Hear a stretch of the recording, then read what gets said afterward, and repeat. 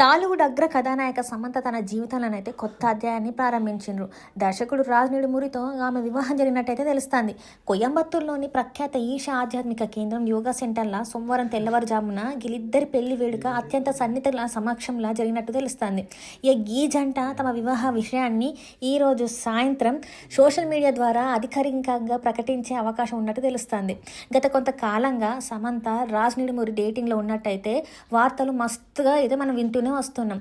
Amazon prime కోసం Raj and DK ద్వయం దర్శకత్వం వహించిన ది ఫ్యామిలీ మ్యాన్ 2, సిటాడెల్ వంటి వెబ్ సిరీస్లల్లో సమంత కీలక పాత్ర పోషించిండ్రు.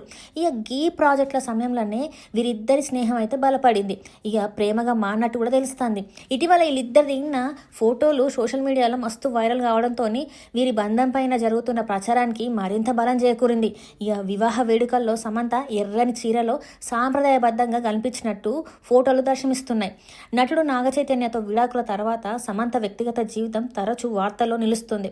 ఇప్పుడు రాజ్ నిడుమురితో వివాహం జరిగిందన్న వార్త తెలియడంతో ఆమె అభిమానులు, సినీ ప్రముఖులు సోషల్ మీడియా వేదికగా శుభాకాంక్షలు చెప్తాండ్రు.